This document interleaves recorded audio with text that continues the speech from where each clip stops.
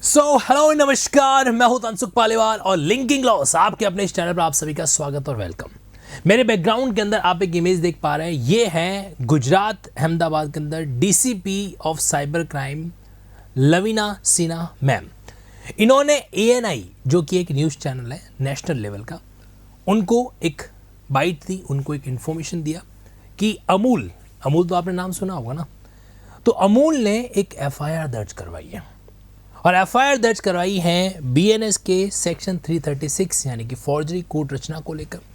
साथ ही साथ में बीएनएस भारतीय न्याय संहिता, इसकी बात कर रहा हूँ, नए वाले क्रिमिनल कानून की 196 सब सेक्शन 1 क्लॉज है, जहाँ पर इस तरीके से दो ग्रुपों के बीच में शत्रुता फैलाई जाती है उसको लेकर। और साथ ही साथ में आईटी एक्ट के द्वारा जहाँ पर कोई व्यक्ति इस तरीके से ट्विटर पे या किसी भी सोशल मीडिया हैंडल पे कुछ पोस्ट करता तो अमूल ने ये एफआईआर क्यों दर्ज करवाई, इस पूरे किस्से को अच्छे तरीके से सुनेगा। और अब मैं आपको लेके चलता हूं मेन मैटर पे, और मेन मैटर है सनातन धर्म रक्षण बोर्ड के संबंध में। किसी राज्य का डेप्यूटी सीएम, देखो अगर कोई नॉर्मल इंसान कह रहा है ना तब तो बात को नजरअंदाज किया जा सकता है, लेकिन अगर भारत देश के किसी राज्य का उप मुख्यमंत्री जब ये डिमांड कर रहा है कि देश के अंदर जितने भी मंदिर वगैरह हैं उनकी रक्षा के लिए अब समय आ गया है, एक सनातन धर्म रक्षण बोर्ड होना चाहिए, तो इसके पीछे कोई छोटी सी चीज़ नहीं होती।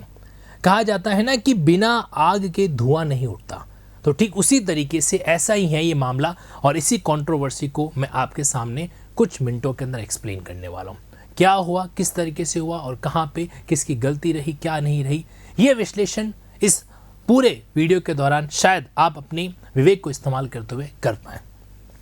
बात ये हो रही है कि हमारे देश के अंदर तिरुपति बालाजी मंदिर है, जो कि बहुत ही अपने आप में क्या एक फेमस जो है टेंपल कह सकते हैं आप। लोगों की आस्था जो है इस मंदिर से क्या है जुड़ी हुई है, बालाजी के प्रति विशेष श्रद्धा रहती है। दिन में 3 बार जो है यहाँ पर भगवान को, तिरुपति बालाजी को एक तरीके से लड्डुओं का भोग है जो लगाया जाता है।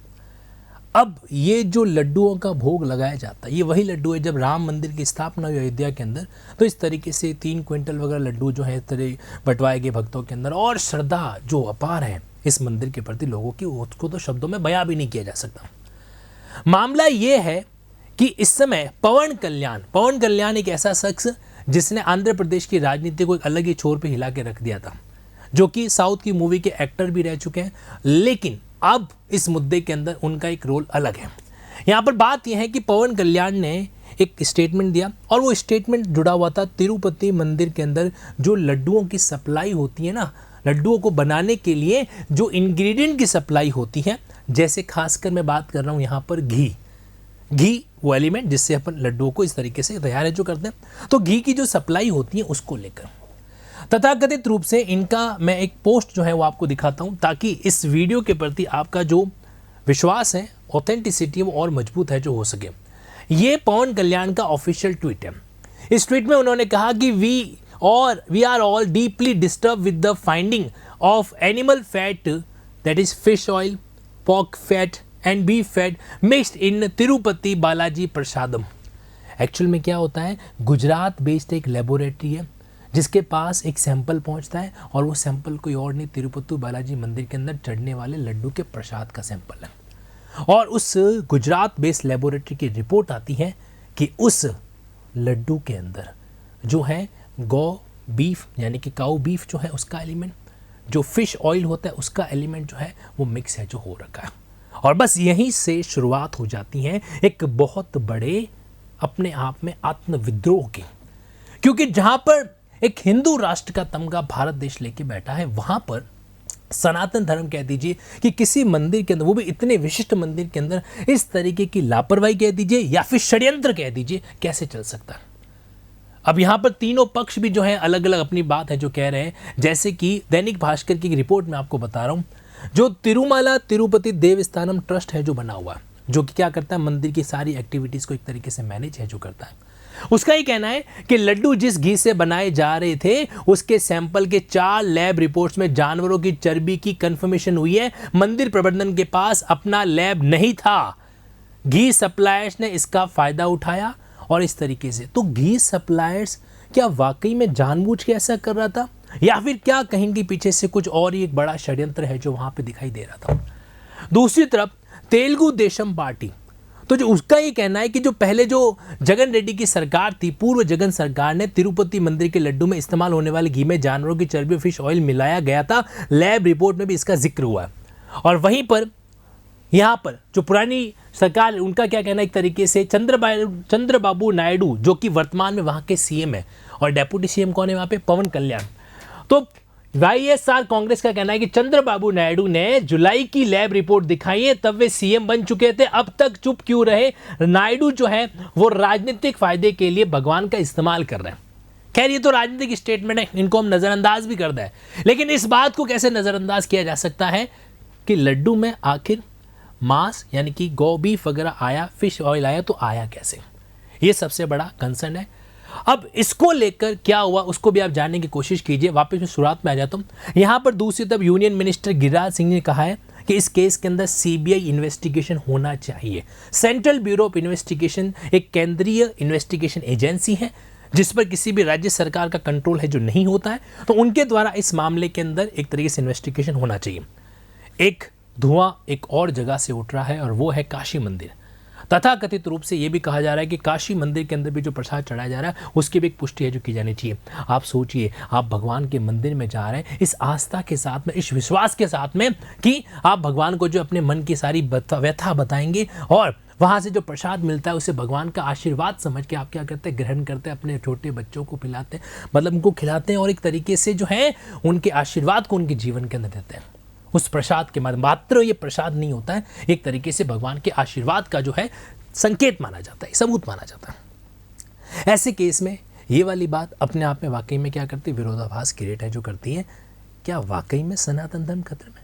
तो इस चीज को लेकर यहाँ पर जो पवन कल्याण जी डेप्यूटी सीएम है, इन्होंने कहा कि अगर वाकई में धर्मों का रक्षण के समय पे करना है तो देश का सही समय है कि सनातन धर्म रक्षण बोर्ड है जो बनना चाहिए, क्योंकि हिंदू धर्म को एक तरीके से लाइट वे में क्या है लिया जा रहा है। यहाँ पर ये जो आज का जो वीडियो, इसको ना किसी आप धार्मिक रूप देना नहीं देना वो आपके विवेक पर निर्भर करेगा, बट बुरा हर उस धर्म के व्यक्ति को लगेगा जब उसके धार्मिक स्थल पर इस तरीके से कोई षड्यंत्र पूर्वक या कोई राजनीतिक मंशा से या द्वेष या ईर्ष्या से इस तरह की हरकत है जो करे। अब चाहे मंदिर में जाके कोई हनुमान चालीसा का पाठ करे, और या फिर मंदिर या फिर एक तरीके से मंदिर में जाके कोई नमाज अदा करे, दोनों ही केसेस में नाराज़गी जो है वहाँ पर रहेगी। चाहे कोई चर्च में जाके जो है इस तरीके से नारियल फोड़ दे, और या फिर जो है कोई अन्य व्यक्ति जो नॉन हिंदू व्यक्ति जो हिंदू धर्म में आके कोई इस तरह से हरकत है जो कर दे, तो बात वहीं समान है ना।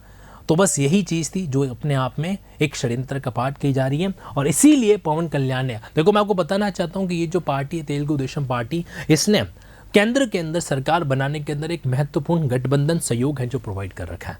तो इन सहयोगों की बात को आप, एक तो नीतीश बाबू बिहार के और एक ये पवन कल्याण जी चंद्रबाबू नायडू आंध्र प्रदेश है, तो इनके जो सपोर्ट के बिना जो है ना शायद केंद्र के अंदर जो वर्तमान सरकार है वो नहीं आ पाती।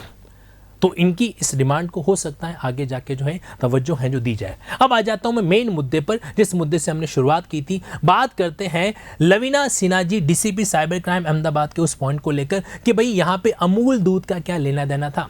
तो अमूल दूध का ये लेना देना है, कुछ असामाजिक तत्वों ने ट्विटर पे वगैरह पे, एक्स हैंडल पे इस तरीके से गलत मैसेज फैलाया कि तिरुपति मंदिर में जो दूध सप्लाई किया जाता है वो अमूल की तरफ से किया जाता है, यानी कि वहाँ पे जो घी जो सप्लाई होता है, माफ़ी चाहूँगा दूध नहीं, जो घी सप्लाई होता है वो अमूल की तरफ से होता है। तो अमूल के ऑथराइज व्यक्तियों ने क्या किया, ऐसे केस में उन व्यक्तियों के खिलाफ में जिन्होंने इस तरीके से मैसेज को मिस इन्फॉर्म करके बढ़ाया, तो उनके खिलाफ में एफआईआर है जो दर्ज करवाई। तो यहाँ पर डीसीपी मैम जो है उसी एफआईआर के बारे में जिक्र कर रही थी जो अमूल के द्वारा लॉन्च की गई। इस न्यूज़ को मैं इस चैनल पे, इस लॉ से जुड़े चैनल पे क्यों बता रहा हूँ, क्योंकि ये मुद्दा जो है ना सिर्फ है आपके एक नैतिक, एक मानविक, धार्मिक नहीं है।